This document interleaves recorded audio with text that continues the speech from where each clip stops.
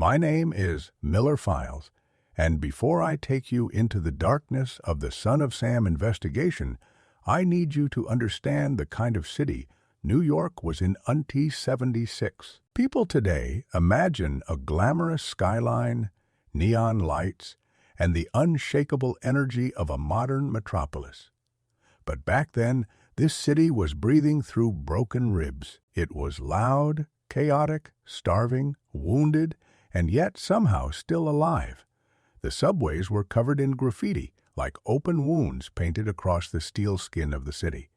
Trash piled on sidewalks. Crime was not just common. It was expected. A mugging, a robbery, a violent assault could happen a few feet away from you, and no one would even be surprised. The city moved fast, but fear moved faster. I was a young investigator then, still trying to prove myself in a department that often felt like it was drowning. We were understaffed, underfunded, and overwhelmed. But no one knew that the chaos we dealt with daily was nothing compared to the evil that was about to emerge. Evil that didn't want money, didn't want revenge, didn't even want to hide. Evil that took pleasure in watching the city fall apart from the shadows. It began on a warm July night, the kind of night where New Yorkers escaped their cramped apartments and sat outside or stayed late at parties. On July 24th, 1976, two young women sat inside a parked car on a quiet street in the Bronx. 18-year-old Donna Lauria and her friend Jody Valenti had just come home from a night out. They were laughing, relaxed, still carrying the warmth of the evening with them. Nothing about that moment suggested that death was already walking toward them. Donna stepped out of the car for a moment to say hello to her parents. She came back and sat in the passenger seat, probably thinking about nothing more than the weekend ahead. But New York had a way of reminding people that peace was temporary. As Donna closed the car door, a man approached, not running, not shouting, just walking with a kind of eerie serenity, like he already knew exactly how the next few seconds would unfold. According to Jody, he looked like an average guy, not threatening, not unusual. He pulled a gun from a paper bag, raised it, and fired. The explosion of the .44 caliber bulldog blasted the quiet night apart. Donna was killed instantly. Jody was injured, but survived. Within seconds, the man vanished into the darkness, leaving behind a lifeless body and a city that still didn't realize what had just begun. When the call came in, I was still at my desk finishing reports from a robbery case. I remember the dispatcher's voice, flat, tired routine. Another shooting, another tragedy, nothing out of the ordinary. We didn't know then that we were standing at the edge of a pit that would swallow the city whole. I arrived at the scene and saw Donna's father kneeling beside the car. His face was frozen, not crying, not screaming, just staring. Sometimes grief is too heavy for sound. Jody, trembling and covered in blood, kept repeating one phrase.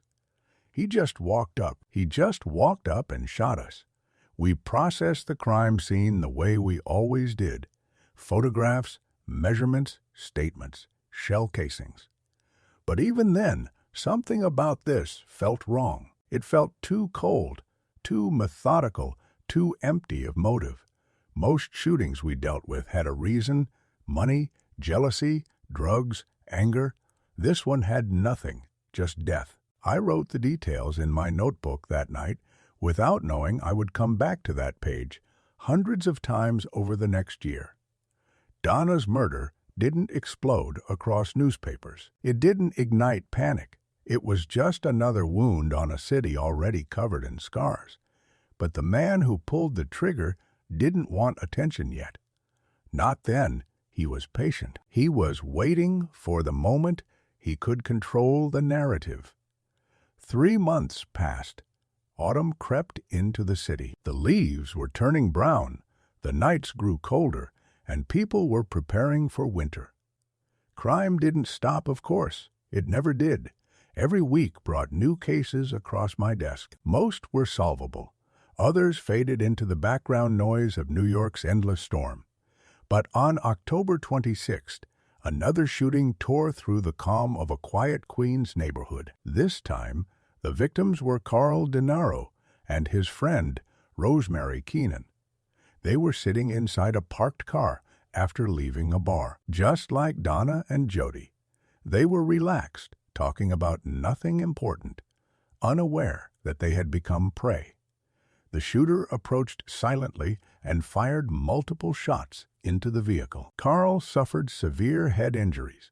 Rosemary escaped physically unharmed, though the trauma would stay with her forever. Once again, the killer vanished into the night. No motive, no robber, no known connection, just violence, swift and merciless. Still, police did not yet connect the two shootings. New York had so many gun crimes that the idea of a serial killer wasn't even on the table. Not yet, but something was beginning to form beneath the surface. A pattern, a rhythm, a dark signature that none of us could see yet. As months passed and the winter tightened its grip on the city, I began to sense tension in the streets. The kind of tension that comes when the air is too still, when dogs bark at nothing, when the subway feels more dangerous than usual. It was as if the city itself knew a predator was stalking it. January 30th, 1977. Another couple, another parked car.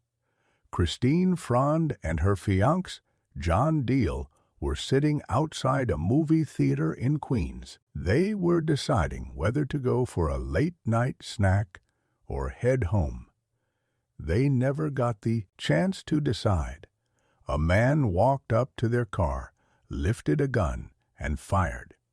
Christine was killed. John survived. The shell casings recovered from the scene matched the .44 caliber bulldog used in the previous shootings. That was the moment everything changed. Ballistics confirmed the truth. The same gun had been used in both sets of attacks. The same hand had pulled the trigger.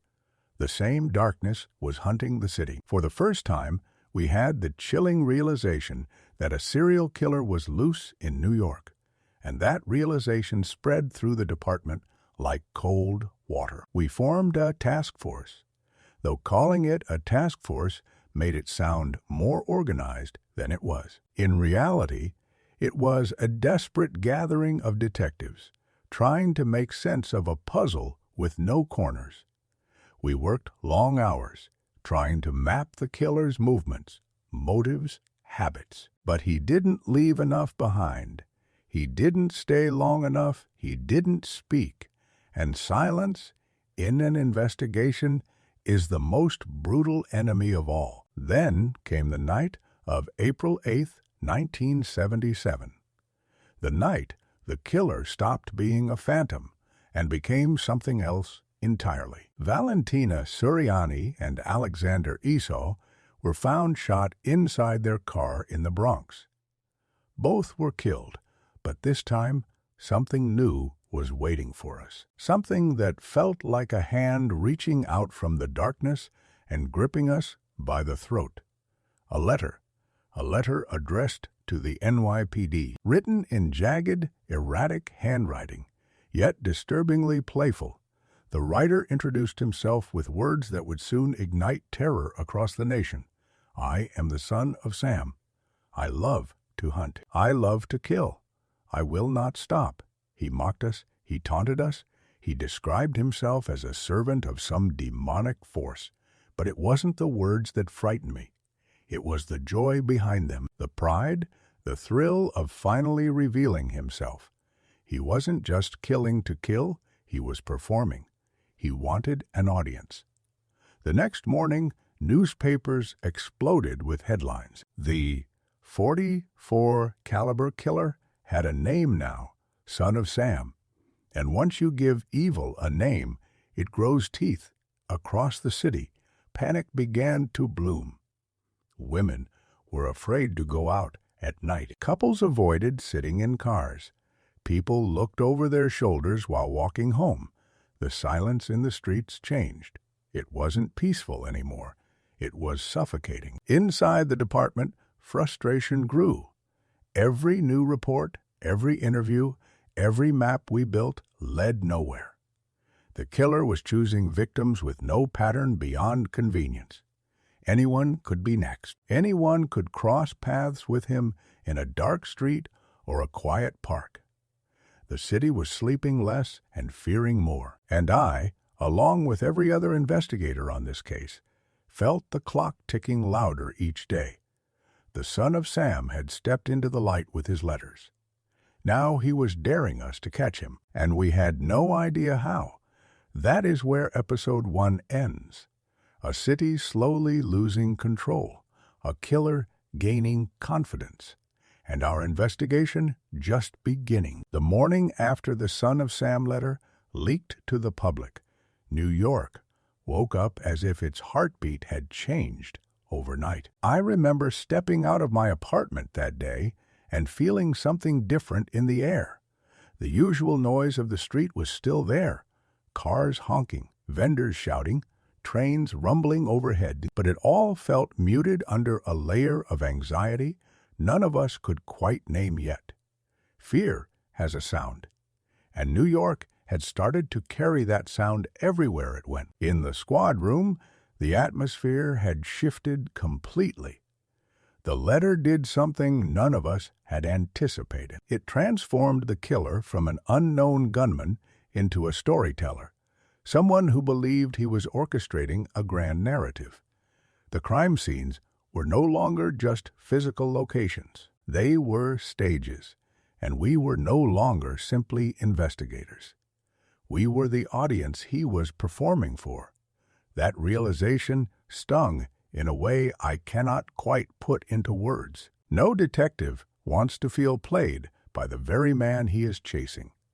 I read the letter again that morning, the same words that the entire nation would soon memorize. The handwriting was uneven and frantic, almost childlike in some areas, but the tone held a kind of macabre confidence. He called himself a monster. He claimed allegiance to a man named Sam. He hinted at demons and voices and dark commands. But beneath the theatrics, I saw something else. I saw a man who needed recognition more than anything, a man who had been invisible his entire life and finally found a way to make the world look at him. The problem with fame-seeking killers is that attention fuels them. The more the newspapers printed his words, the stronger his sense of purpose became. The city had unwittingly become his partner in the performance, and we knew that sooner or later he would strike again. Fear became the drumbeat of our investigation. Every night felt like a countdown. Every couple sitting in a parked car felt like potential victims. The killer had created a rulebook no one asked for, and the entire city was forced to follow it. By early May, the tips were pouring in faster than we could process. Thousands of calls, faces that resembled police sketches, cars that seemed suspicious. Neighbors convinced the man next door looked dangerous. The city was drowning in paranoia. Even in the precinct, officers were turning on each other with frustrated suspicion. There is nothing more exhausting than trying to find one specific ghost in a city of 8 million people. As investigators, we tried to map his behavior. We studied the times of the shootings, the distances between locations, the escape routes, but the randomness made the puzzle nearly impossible. He targeted couples in cars. That was the only consistent pattern. And in a city where millions of people sat in cars every night, that clue was as wide as the ocean. I remember standing over a large map of New York with red pins marking every shooting, Bronx, Queens, another borough, another neighborhood. The pins were scattered without rhythm or reason. It felt like watching a madman toss darts at a map. Then came June 26th, a Saturday night. Warm, the kind of night when the city felt alive. But in a small Brooklyn neighborhood, the son of Sam decided to write his next chapter. Judy Placido and Sal Lupo were leaving a nightclub after a long night. They walked to their car, talking about the band, the crowd, maybe even something trivial. Ordinary conversations people have after midnight. But ordinary moments were exactly the ones this killer loved to destroy. As soon as they settled in the car, the shots erupted. 3, fast. Brutal, Judy was hit but survived. Sal survived as well. Witnesses near the club reported seeing a man fleeing into the darkness, but the details were vague. Hair length, shirt color, height, everything blurred by panic and the speed of the attack. I visited Judy in the hospital the next morning. She was pale, exhausted, trembling from pain and shock. But there was something remarkable about her, a strength deep in her eyes. She tried to describe the man she saw, but fear distorts memory. Trauma is not a camera, it is a storm. And in that storm, the only true thing Judy remembered was the terror, the suddenness, the sense that the killer had been watching the whole time. News of the attack spread like wildfire. By midday, the city was fully submerged in a panic unlike anything I had ever seen. Nightclubs saw cancellations. Lovers stopped meeting. Young people who loved late-night drives now rushed home before sunset. Families warned their daughters not to sit in cars with their boyfriends. Even the police were uneasy, not because we feared being shot, but because we feared losing control of the city. What made this case particularly cruel was how ordinary the victims were. Young people living their lives, kids going to clubs, couples resting in parked cars. They were the heartbeat of the city. They were its future, and the killer was stabbing that future over and over without remorse. I remember lying awake at night, wondering if we were missing something obvious, if somewhere in the case files was a single thread that could unravel the entire nightmare. Then, the letters started again. Another one arrived at the New York Daily News, addressed to columnist Jimmy Breslin. It was longer, more detailed, more taunting than before. The writer embraced his new name, Son of Sam. He spoke about torment. He demanded attention. He claimed he would continue his work. He addressed Breslin almost as a friend, praising his writing, asking him to keep following the story. The arrogance dripped from every sentence. I read that letter so many times its edges frayed in my hands.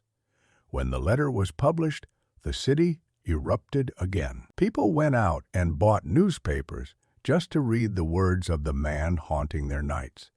And as much as we tried to control it, there was no stopping the spread of his voice. Fear was the currency of this killer, and he was wealthy. Inside the department, the tension was suffocating. Detectives who usually worked with calm precision were snapping at each other. Meetings became arguments. Everyone had theories. Everyone believed their angle was the right one. But the truth was none of us knew what we were dealing with. Was he delusional? Was he lying for attention? Was he part of something bigger? A cult, a group, a mythology? Every possibility felt equally plausible. By July, I could barely walk the streets without feeling the anxiety radiating from people. They checked over their shoulders. They avoided eye contact. If a man walked too close to a parked car, people stepped away. New York had turned into a city that lived in its own shadow, and the killer seemed to enjoy it. He fed off it. Each day he remained free strengthened the legend he was crafting. The worst part was the sense of inevitability. Everyone, including us, knew he would strike again. It was no longer a matter of if only when, and the weight of that knowledge hung on us like wet concrete. We felt responsible for every life still at risk. Every young couple who dared to sit together in a car, every person who walked home late at night, every decision the killer made. July moved forward like a slow march toward disaster. We tried everything: undercover patrols, surveillance in known hotspots, increased presence in parking lots. But New York was too big, too wild, too unpredictable to control, and he knew it. He thrived in the spaces between our patrols, in the cracks of our coverage. He watched, he waited, he chose.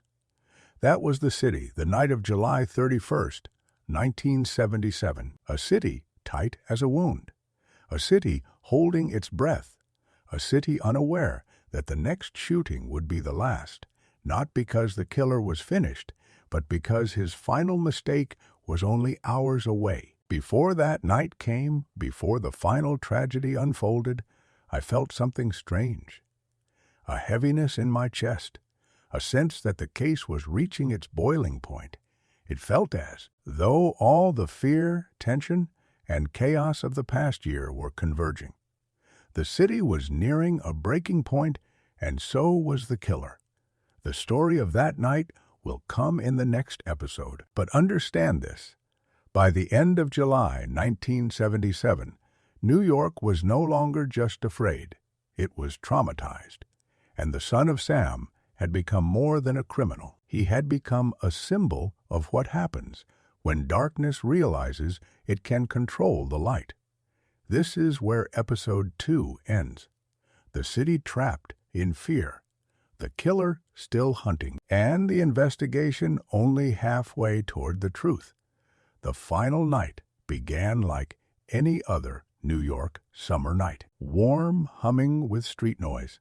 The kind of night where people gathered outside on stoops, where music drifted from apartment windows, and where teenagers stayed out a little too late. Yet beneath that familiar rhythm was a tension, so thick it felt like the city was holding its breath.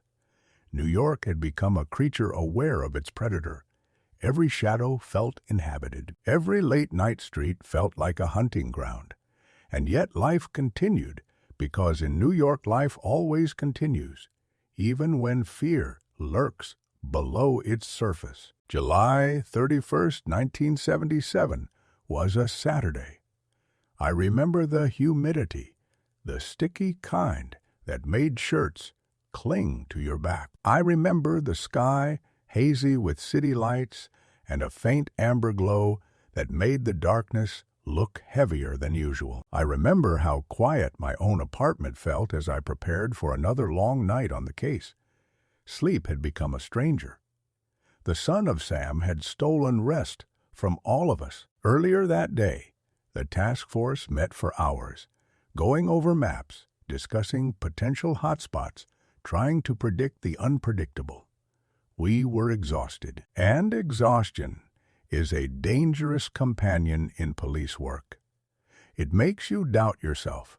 It makes you overthink and underthink at the same time. But despite everything, we still believed, maybe foolishly, that we could stop him before he struck again. The night unfolded slowly. Reports came in of suspicious men near parked cars. Officers responded to dozens of calls. None of them were him. New York was a city of false alarms now. So many ghosts and shadows that even the shadows seemed afraid of themselves. Around midnight, I was patrolling with another detective in Brooklyn. The streets weren't empty, but the energy was different. People walked faster. They watched the dark corners. The nightlife was quieter. Fear had seeped into the city's breathing. As we drove, my partner asked me if I thought the killer would attack that night. I didn't answer immediately. I kept thinking about the pattern, the escalation, the way he wrote in his letters. He sounded eager, proud, hungry. I finally said, yes, he will strike soon. I can feel it.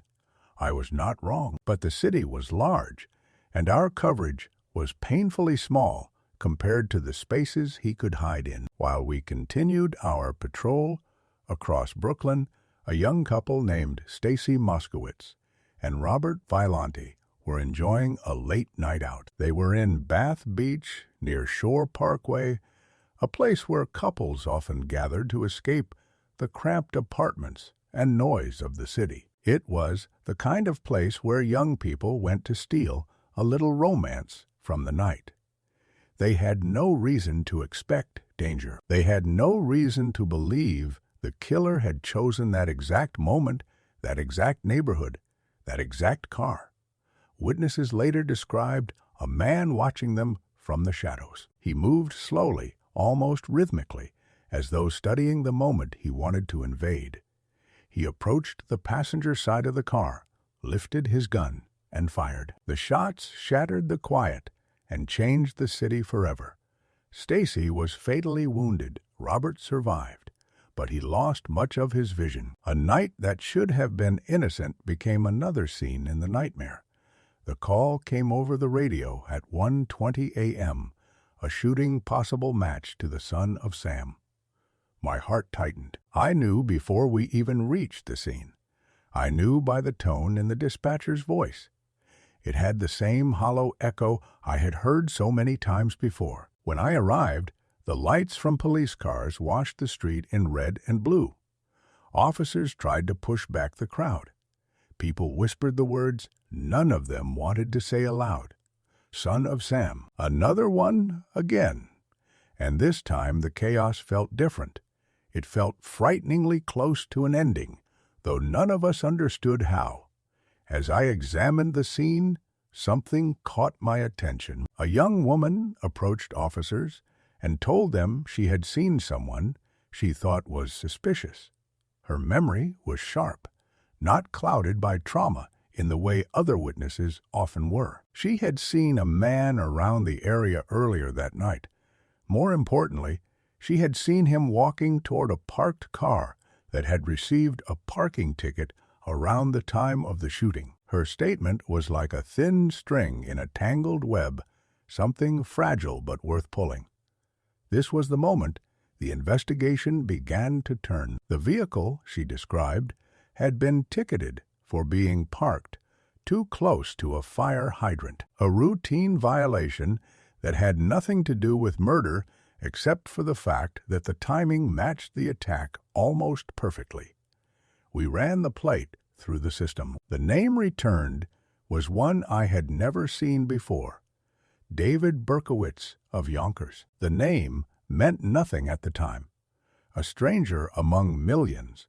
But the moment I saw it printed on the report, something instinctive stirred in me. A feeling investigators sometimes get. A sensation like the air shifting when a storm is coming. It felt as though this name had been waiting for us, a shadow finally stepping into a sliver of light. The next day, we began gathering background on Berkowitz. He was 24, a postal worker, quiet loner. No significant criminal history. Nothing on paper that screamed killer. But sometimes, the most dangerous monsters are the ones who move through the world unnoticed. What truly pushed him into our spotlight was the proximity of his car to the crime scene combined with the witness report. It was thin, but it was more than we had for months. So we followed it. We traced the ticket. We traced the vehicle. We traced the man. We discovered something else. A neighbor had complained about Berkowitz shooting his gun out of his apartment window prior to the July incident. Gunfire in Yonkers wasn't common enough to ignore. It was a piece of a puzzle that suddenly fit too well with everything we were chasing. By August 9th, surveillance was set on his building. We watched his car. We watched the entrance. We watched the windows. A sense of electric tension filled our days. It felt like the entire city had been holding its breath for over a year and was finally ready to exhale. And then came the night of August 10th.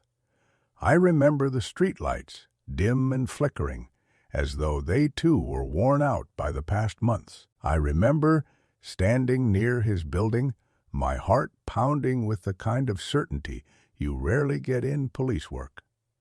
We knew he would come out eventually. At around 10 p.m., Berkowitz approached his car.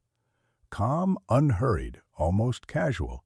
Inside the car, officers had already seen a duffel bag containing a .44 caliber revolver. The same caliber that had left so many bodies behind. The same caliber that had defined an entire era of fear. When officers moved in and arrested him, he didn't fight. He didn't shout. He didn't even seem surprised. He simply smiled and said the words that echo in my memory even now. "Well, you got me." In that moment, the city exhaled.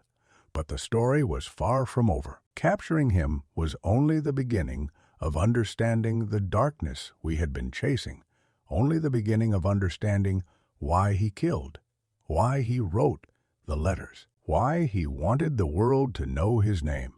The answers would be stranger, colder, and far more unsettling than anything we imagined. That belongs to Episode 4. The night the city stopped breathing ends here, with a final shot, a final victim, and the first crack of light in the darkness we had been walking through for more than a year. The night we arrested David Berkowitz. Something shifted inside me. Relief washed over the city like summer rain. But for those of us who had lived inside this investigation for more than a year, the relief was mixed with something sharper, something colder, an understanding that capturing him was not the end of the story.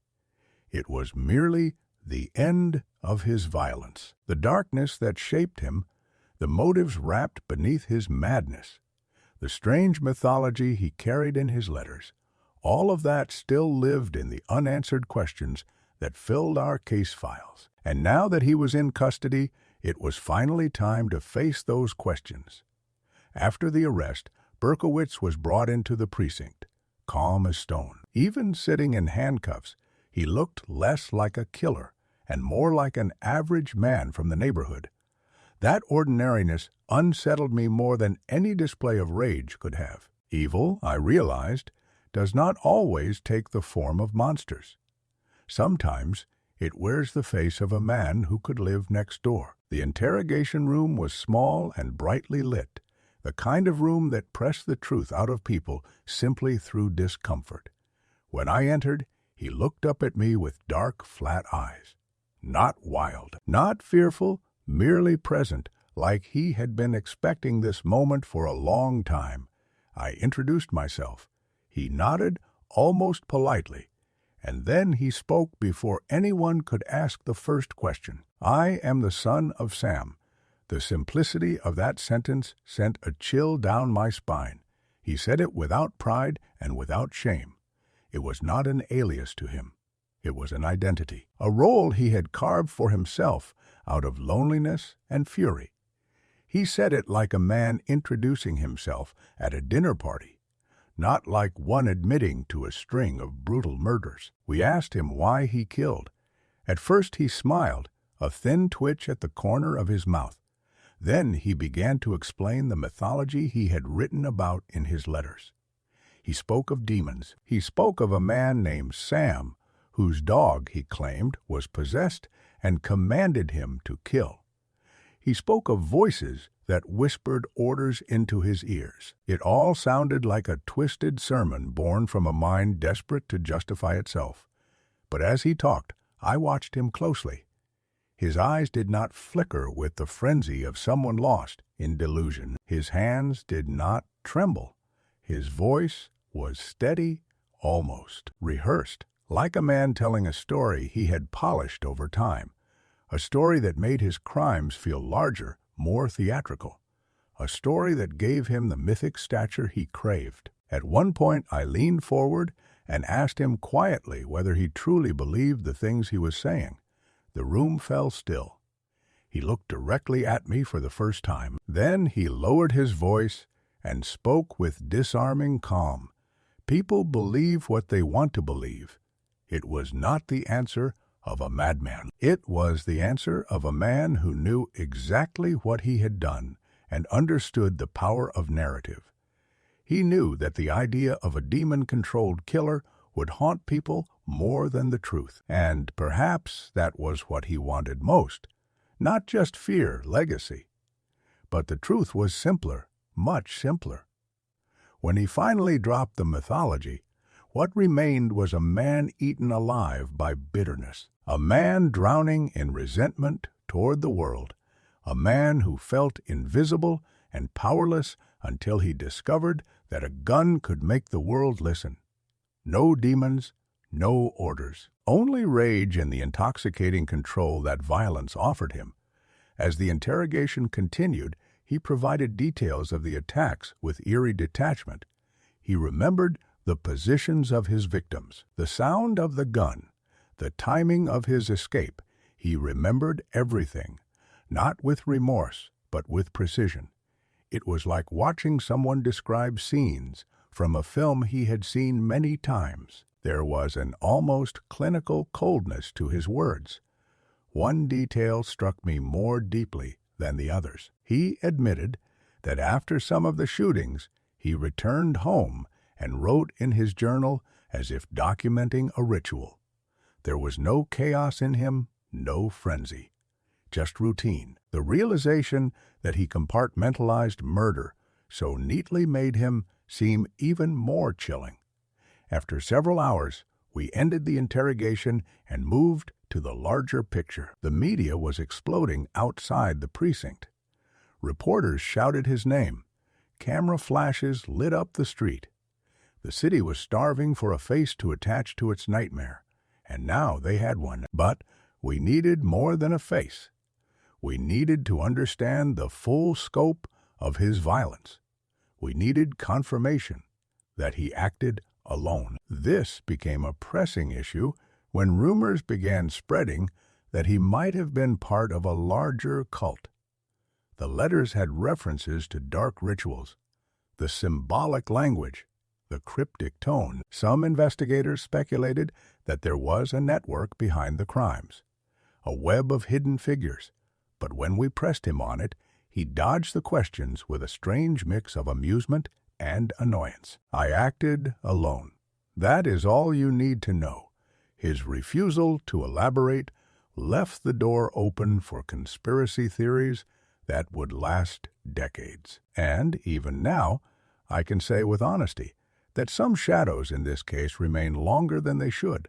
Whether by intention or coincidence, he created a mythology far larger than the truth he offered us. In the days following his arrest, psychiatrists examined him.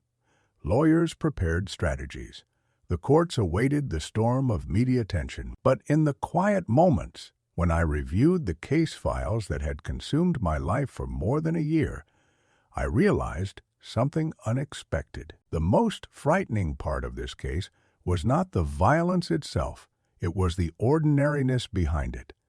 The simplicity of his motives, the emptiness in his heart, a man who felt small and made himself powerful through murder, a man who found meaning in extinguishing the lives of others. During one of our final conversations, I asked him if he ever thought about the families, the ones left behind, the parents, the siblings, the survivors who would never see the world the same way again. He paused as if the idea were foreign to him. Then he shrugged. I cannot change what I did. There was no remorse in his voice, no guilt, only finality. It was in that moment that I stopped searching for answers within him.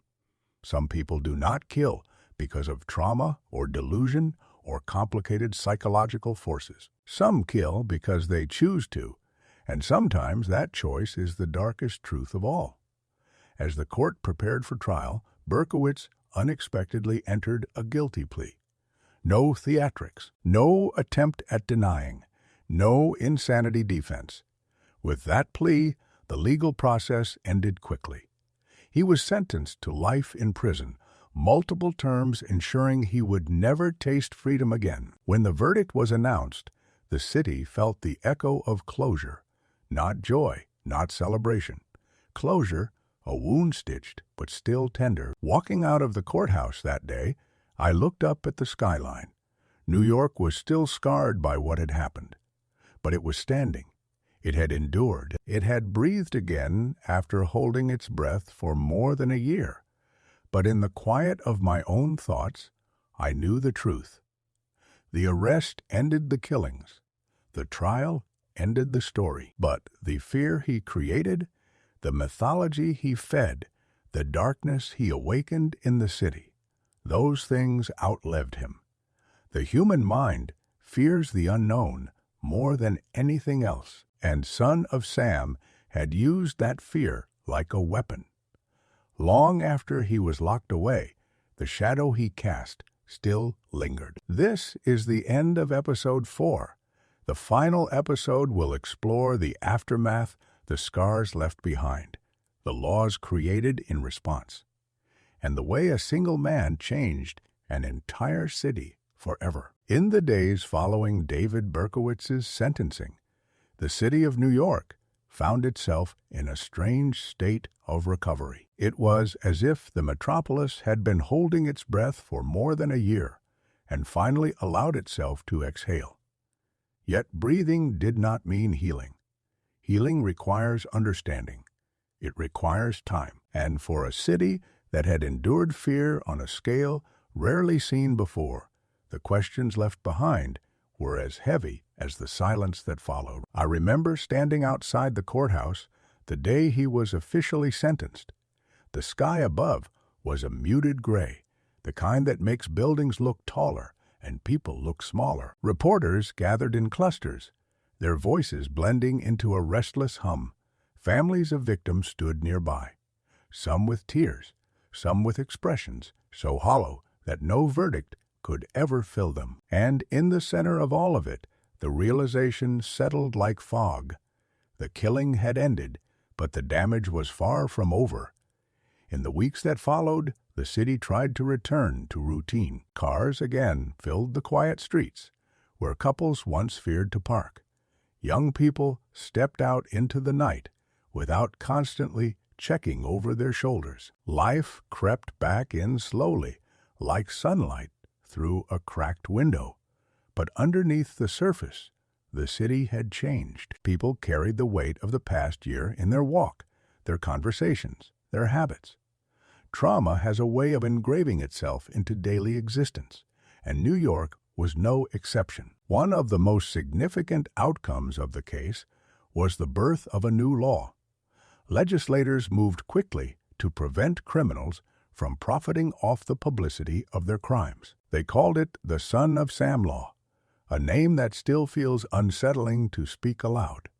The law ensured that a killer could not earn money by selling his story or writing books or giving interviews. It redirected any such profits to the victims and their families. The intent was clear. If a man chooses to live in infamy, he should not be allowed to benefit from it. The law made its way through courtrooms and legal debates, eventually becoming one of the most widely recognized victim compensation statutes in American history. But even with this protection, the moral questions lingered. Why do people feel drawn to evil? Why do they want to read the words of a murderer?